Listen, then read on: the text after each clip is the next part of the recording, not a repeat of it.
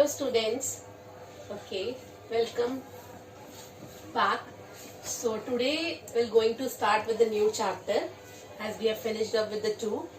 So metals and non-metals we are starting today. Fine. And with metals and non-metals, like it is that chapter, it's easy one also, and most of the things about the metals you know from your previous classes also, from 6 to 8, from whatever you have studied, and in 9th standard whatever you have studied. Fine.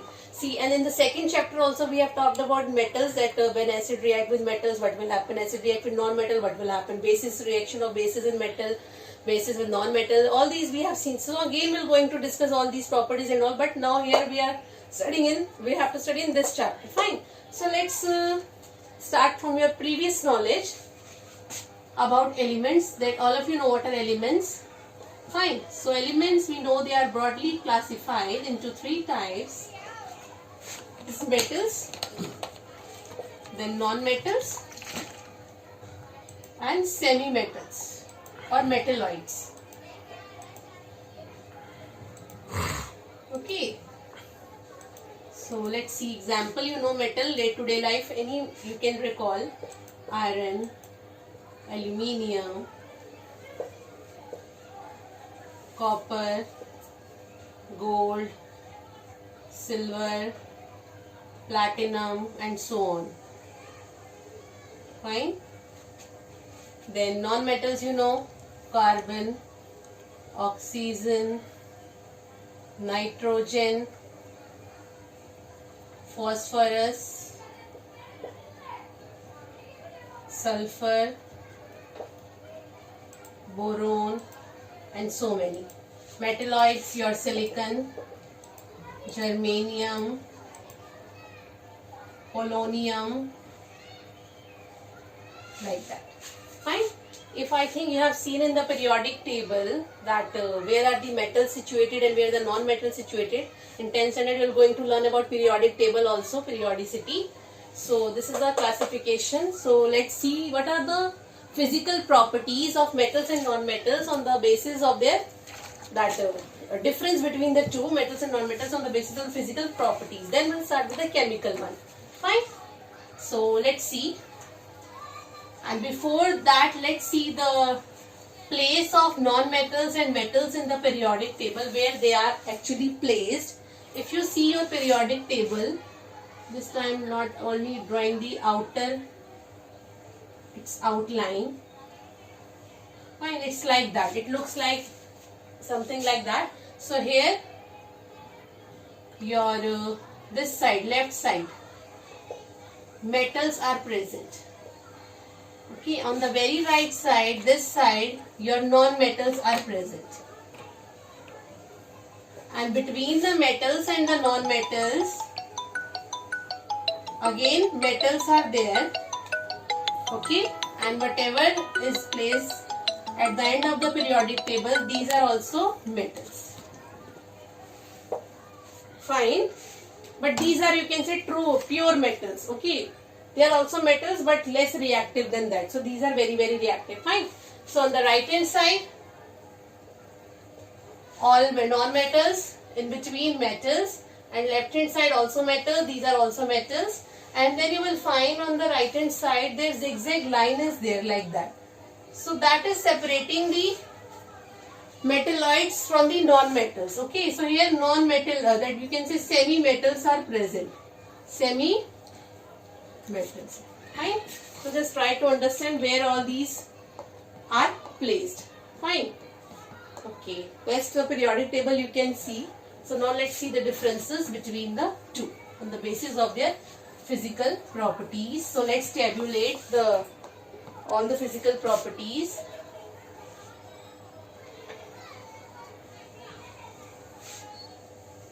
Here we'll write down the property.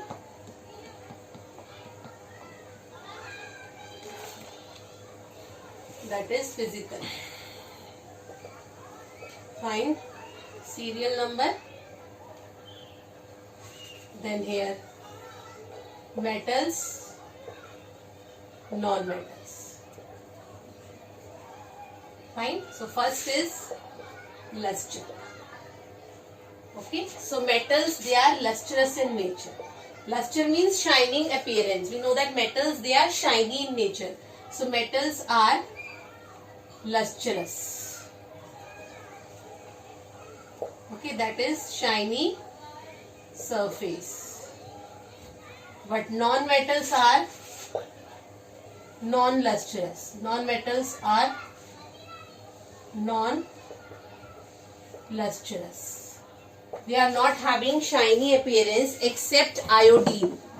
Iodine is having shiny appearance. Okay. Except iodine. Next is, let's say, next property is physical state. So metals are solid in nature. Okay, exception always exists. We know that mercury is liquid. Okay, and non-metals are solids and gases in nature. Gaseous in nature except bromine, which is a liquid non-metal. Like mercury is a liquid metal, bromine is a liquid non-metal. So these are the differences. Okay. This is the second. Now let's see the third one. Third is, let's say, malleability. What is the malleability property? That is drawn into sheets. So metals are malleable in nature. Malleable. But non-metals are not malleable. They cannot be drawn into sheets. Okay. Let's see next one. And here we can say that gold and silver, they are most malleable. Example, gold and silver are most malleable. Next, fourth is ductility. That is, ductility is a property, can be drawn into wires. So metals are ductile in nature. Like you have seen copper wires, wire made up of aluminium, example copper, aluminium, etc. Fine. The non-metals, they are non-ductile. Non-metals are non-ductile in nature. Fine. Let's see the other properties. Let's see the hardness. Fine. So let's see the next property.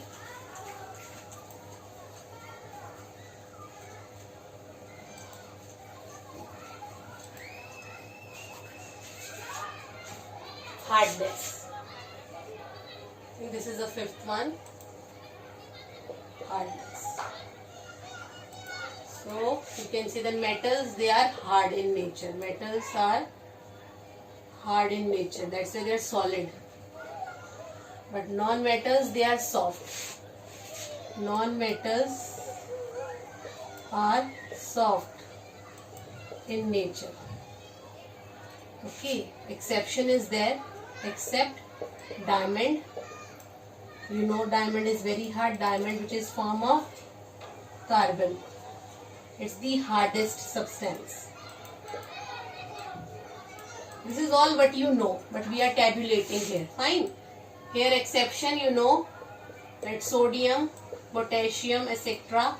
These are soft in nature and so soft that can easily be cut with knife. Easily be cut with knife. This you have studied in 8th standard. That these metals are soft. Let's see the next property. Conductors of heat and electricity.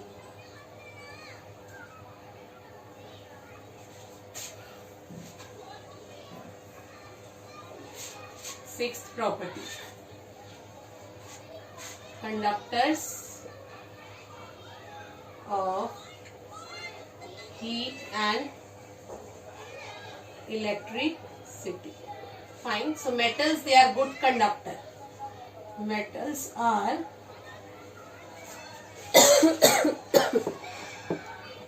sorry, good conductors of heat and electricity. Example, silver and gold are good conductor. Okay, but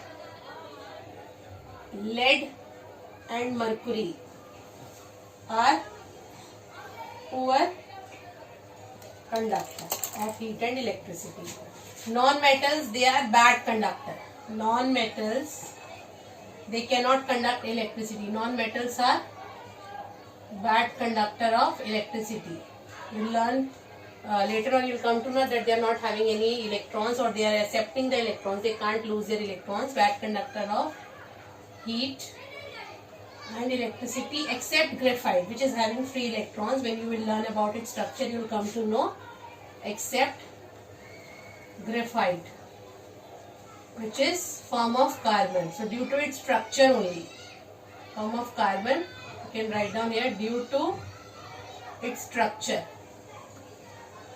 it is a good conductor of electricity. This is the exception.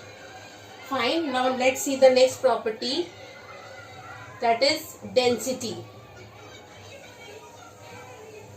and melting point. Seventh property is density and melting point. So as metals, they are solid in nature, so they are having high density as compared to non-metals.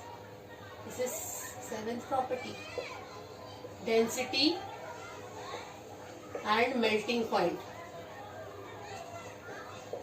So metals have high density and melting point. If density is high, it means we know that the nature of the solid, the atoms, they are closely packed. That's why melting point is high.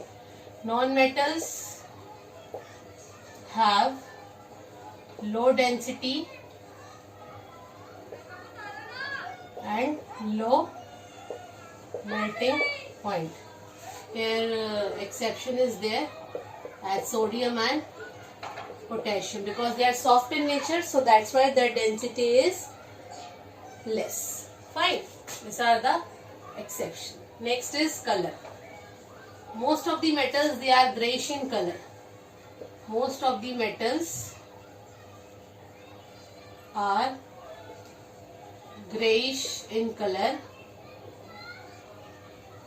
except gold. And non-metals, they are of many colors. Non-metals are of many colors. Fine.